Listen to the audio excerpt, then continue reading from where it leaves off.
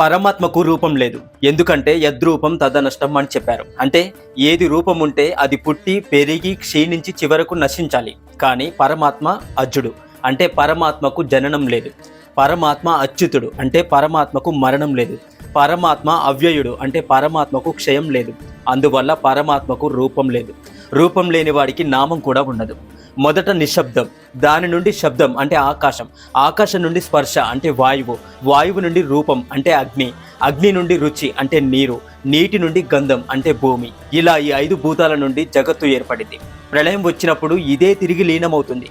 భూమి నీటిలో కలిసిపోతుంది, నీరు అగ్నిలో కలిసిపోతుంది, అగ్ని వాయువులో కలిసిపోతుంది, వాయువు ఆకాశంలో కలిసిపోతుంది, ఆకాశం మళ్ళీ నిశ్శబ్దంలోకి వెళ్ళిపోతుంది.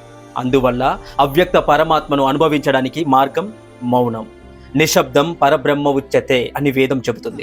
మౌనం సాధ్యం కాకపోతే శబ్దాన్ని ఆరాధించాలి. నిశ్శబ్దం నుండి శబ్దం పుట్టింది కాబట్టి ఆ శబ్దమే పరమాత్మ స్వరూపం, అదే ఓంకారం. పరమాత్మకు భక్తులపై అనంతమైన ప్రేమ ఉంటుంది. భక్తుడు ఆ ప్రేమను అనుభవించడానికి తనకు ఇష్టమైన రూపాన్ని కల్పించాడు.